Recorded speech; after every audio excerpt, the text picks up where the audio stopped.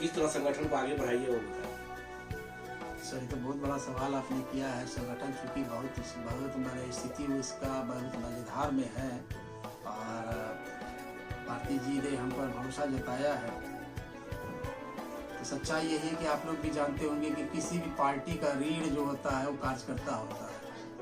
तो हम संस्थापक श्री प्रशांत किशोर जी से, प्रदेश अध्यक्ष श्री मनोज भारती जी से आग्रह करेंगे कि पदाधिकारियों की सूची से ज़्यादा कार्यकर्ताओं की सूची बनाएं और कार्यकर्ताओं को बुला करके उनको मान सम्मान दें। उनके मान सम्मान से ही आपके पार्टी का विकास होगा और जितने कार्यकर्ता आपके पास आएंगे उनका मान होगा, सम्मान होगा। तो एक कार्यकर्ता आपको 10 कार्यकर्ता ला करके देगा। इसलिए पदाधिकारियों के पीछे नहीं चले, उनको आप वो चीज नहीं सौंपे। एक गांव में जाकर के एक मामूली कार्यकर्ता को आप अपना हैसियत सौंप दे कि भाई तुम ही मनोज भारती हो, तुम ही प्रशांत किशोर हो, तुमको इस पार्टी के लिए ये करना है, क्या करना है वो तुमको देखना है, किसी भी तरह इसको विकास करना है। जिस तरह आपने अपने लोगों को लिखा है, सही सोच, सही लोग, सही सोच, सही प्रयास, तो ये तीनों चीज में आपके कार्यकर्ता ही सही मामले में काम आएंगे, हम जैसे पदाधिकारी नहीं। जी, मेरा नाम वो राजा शिल्पी और फिलहाल मुझे विचार मंच पर अध्यक्ष मुजफ्फरपुर का जिला अध्यक्ष बनाया गया है जन सुराज का। और जन सुराज के लिए हम दिन रात मेहनत करके इन विचार को खोज करके लाएंगे और इनको आगे बढ़ाने का काम करेंगे। इसके बाद आप सभी चैनल के संवाददाताओं को मेरा एक बार पुनः नमस्कार। बहुत चर्चित व्यक्ति हैं और पूरे बिहार में जाने जाते हैं कलाकार से, और पहले आरजेडी में थे, उसके बाद जनसुराज पार्टी बनी, तो जनसुराज से क्यों जुड़े वो बताएं। बस जनसुराज और प्रशांत किशोर जी, इन दोनों का संबंध जो है इस तरह से मिलता है जैसे स्वच्छ छवि और बिहार के विकास में एक अच्छा योगदान और एक अच्छा कार्यशैली और एक अच्छा दिशा निर्देश के लिए हमको अच्छा लगा कि प्रशांत जी का जो बात था, सही सोच, सही लोग और सही प्रयास, ये भाव हमको थोड़ा नहीं जबकि बहुत ज्यादा अच्छा लगा। इसलिए हम प्रशांत जी के साथ इस खेमे में चले। जनसुराज पार्टी के एक भी उम्मीदवार जीता नहीं और जिनको जो कार्यकर्ता लगे हुए थे उनको टिकट नहीं मिला और नए लोग को टिकट दिया गया। इस पर मतलब कि जो है पूरा आक्रोश था और चुनाव के समय उसको देखते हुए जो वोट आना चाहिए था, जो उम्मीदवार एक विधायक बनता वह नहीं बन पाया। इस पर क्या कहेंगे आप? सर, दरअसल अभी आप रिसेंट देखे होइएगा, मैट्रिक एग्जाम हुआ, बहुत सारे बच्चों ने एग्जाम दिया। उस एग्जामिनेशन में कुछ बच्चे पास कर गए, कुछ फर्स्ट क्लास हुए, कुछ टॉपर हुए और बहुत सारे फेल भी हुए। तो उसी तरह से जनसुराज ने एक परीक्षा का एक शेड्यूल बनाया था, प्रशांत जी के नेतृत्व में एक शेड्यूल बना था, जिसमें अगर विधानसभा चुनाव की बात करें तो उसमें प्रत्याशियों का चयन जो है ना वो वाकई गलत हो गया। इस बार प्रदेश में जो मनोज भारती हैं, प्रदेश अध्यक्ष हैं, उनके द्वारा आपको किस प्रकोष्ठ का मतलब कि आपको कार्यभार दिया गया है वो बताएं। सबसे पहले मैं अपने माननीय प्रदेश अध्यक्ष जी को धन्यवाद और नमस्कार अर्पण करना चाहूँगा। तो उन्होंने हम जैसे तुच्छ और गुमनाम कलाकार को एक प्लेटफॉर्म पे ला करके हमको कर्पूरी विचार मंच के जिला अध्यक्ष पर मनोनीत किया है।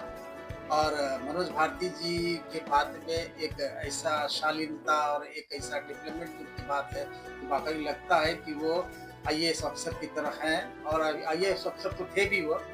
तो ऐसे परिस्थिति में उन्होंने जो जिस मंच के लिए हमको तैयार किया और जो मंच हमको दिया है वो मेरे लिए वाकई एक धारदार हथियार की तरह काम करेगा। क्योंकि कला का मतलब और कला का जो प्रयास होता है या कला को जो सार्थक किया जाता है उसमें गहराई में जाना पड़ता है। जैसे अभी हमने बताया था आपको कि कबीर दास का एक लाइन है, जिन खोजा तिन पाइयां गहरे पानी पे। अर्थात जो जितने समुद्र में जाएगा, जो जितने अंदर समुद्र के गहराई में गोता लगाएगा, उतना अच्छा और सुंदर मोती चुन के लाएगा। तो इस प्रारूप को, इस कथन को सत्य करने के लिए हमको इस विचार मंच से लोगों के बीच बैठ करके उनके विचार को निकाल करके हम एक बार फिर कहेंगे जो विचार मंच उन्होंने हमको दिया है वो वाकई हमारे लिए अच्छा काम करेगा, इसलिए कि हमको लोगों को जोड़ने का काम नहीं करना, हमको लोगों के विचार को ला करके और अपने पार्टी का विकास कैसे होगा उस पर हमको बात करना है। इसलिए उनका बहुत बहुत धन्यवाद कि उन्होंने हमको विचार मंच आप कलाकार हर प्लेटफॉर्म नहीं मिल पाता है। राज्य सरकार, केंद्र सरकार की भी योजना है कि कलाकार को आगे बढ़ाने के लिए, मगर प्लेटफॉर्म नहीं मिल पा रहा है। इस पर क्या कहेंगे? सर, आपके सवाल का जवाब मेरे पास ये है कि आप एक छोटा सा चीज है जो बच्चा भी जानता है, बूढ़ा भी जानेगा, एक अंधा भी उसको इसके बारे में बता देगा, गूंगा भी उसको बता देगा कि ये ताजमहल है। सच्चाई और हकीकत यह है कि ताजमहल बनाने वाले जो मजदूर हैं वो कलाकार थे। कला के क्षेत्र में उत्कृष्ट प्रदर्शन उस ताजमहल के माध्यम से माना जाता है। लेकिन उस ताजमहल को बनवाया किसने, ये बातें आपके डिक्शनरी में मिल जाती है कि शाहजहां ने ताजमहल का निर्माण करवाया, लेकिन ताजमहल बनाया किसने और ताजमहल के बनवाने में कैसे कलाकार का योगदान था, ये आपको कहीं नहीं मिलेगा।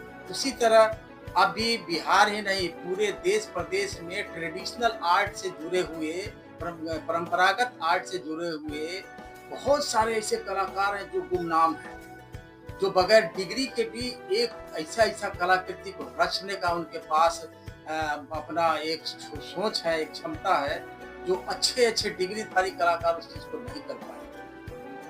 हमारे बिहार सरकार में नीतीश बाबू जी ने जो ऐलान किया कलाकार सम्मान निधि का, इसमें उन्होंने एक पेज जरूर लगा दिया कि भाई जो डिग्रीधारी है उन्हीं को ये सम्मान मिलना चाहिए और उन्हीं को ये पेंशन मिलना चाहिए। लेकिन सच्चाई तो ये है कि हर ताजमहल में काम करने वाले हर उस मजदूर को ये पेंशन मिलना चाहिए जिन्होंने अपने अथक परिश्रम, अथक प्रयास, दिन रात के मेहनत के बावजूद, रोटी मिला नहीं मिला, दाल मिला नहीं मिला, खाने के बावजूद एक धरोहर कायम किया जो विश्व के आश्चर्य के रूप में काम करता है। तो हम ऐसे कलाकारों को सलाम करते हैं जो अपना डिग्री को ना देख करके उस डिग्री को बनाते हैं। सपोज कीजिए आप घर बना रहे हैं, घर बनाने के लिए आप आर्किटेक्ट से आपने उसका डिजाइन करवा लिया, नक्शा पास करवा लिया, लेकिन आर्किटेक्ट और इंजीनियर का ये काम नहीं है कि वो माथे पर ईंटा ला करके आपका दीवार खड़ा करेगा। दीवार हमारे मजदूर ही खड़ा करेंगे, दीवार हमारे राजमिस्त्री ही खड़ा करेंगे जिनके पास कोई डिग्री डिप्लोमा नहीं है। और वो जो दीवार बनाएंगे वो इंजीनियर का साथ कुछ दीवार को खड़ा नहीं कर सकते। ये कलाकार है।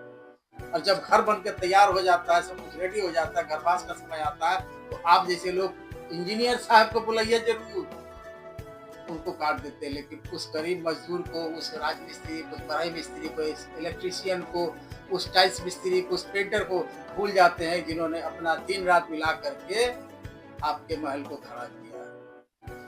असल कलाकार वही कलाकार है। अभी आपके चैनल के माध्यम से बता दें कि बहुत जल्दी हमारा एक सीरियल आने वाला है जिसके लिए हम तैयारी कर चुके हैं। उस सीरियल का नाम होगा बिखरे मोती, जिसमें मैं तमाम उन गुमनाम कलाकारों को उसमें लाऊंगा। जो जैसे कि आप अभी रेलवे के लाइन के किनारे जाइएगा तो कहीं कहीं देखिएगा टावरी मिल रही है, डगरा मिल रही है, जो हमारे छठ पूजा में काम आता है, घर में काम आता है। कलाकार को सोना चांदी में नक्काशी करके जेवर बनाने वाला आप पहन तो लेते हैं दुकान से खरीद के, लेकिन आपको शायद पता नहीं कि इसमें जो कारीगर काम करते हैं उसका हालत क्या है, उसका माली हालत क्या है, उसके घर का हालात क्या है। इवें प्रकार से रुइया धुन करके जो आपको रजाई के गर्मी देता है अपने ठंडा में, उसकी हालात को जानिए। उसी तरह आप बर्तन बनाने वाला है, रफ्फू करने वाला है, जूता सीने वाला है, जूता पॉलिश करने वाला है, पेंटर है, पेंटिंग करने वाला, पुट्टी बनाने वाला है, चाक चलाने वाला है। इवें प्रकार के 101 कलाकारों का लिस्ट मेरे पास है, जिसको हम गुमनामी के अंधेरे से निकाल करके बाहर प्लेटफॉर्म पर लाएंगे। और वाकई उनके जाने के बाद उस तरह का कलाकार थे। तो आपने जागरूकता कर रहे हैं इसको लेके कि इसको मतलब सरकार इस पर प्रोत्साहन मतलब जो राशि होती है जो आगे बढ़ाए उसको आगे, ये सोच आपके लेके चल रहे हैं। तो सरकार से, केंद्र सरकार से, बिहार मतलब कि केंद्र सरकार का बिहार सरकार से क्या मांग कर रहे हैं इसके लिए? मैं तो माननीय मुख्यमंत्री जी को कहूँगा आप लोगों के चैनल के माध्यम से इन ट्रेडिशनल कलाकारों को, परंपरागत कलाकारों का आप मान सम्मान बढ़ाएं।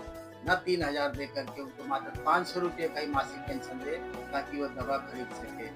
दूध तो नहीं खरीद पाएंगे 500 रुपये में, लेकिन दवा जरूर खरीद लेंगे।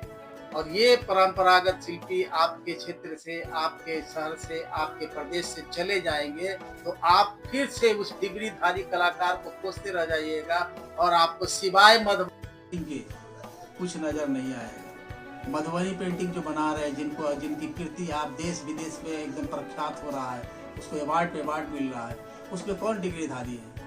कहाँ से डिग्री लाया उन्होंने? उनको कैसे वो मिल रहा है सम्मान निधि? जब वैसे लोगों को मिल सकता है तो फिर जो लोग इधर में आपके पुराने जमाने के राजा महाराजाओं का जो खंडहर में मूर्तियां बनाया, उसका सेटअप लगाया, उसका ये गेटअप किया, उन लोगों को क्यों नहीं मिल रहा है ये चीज?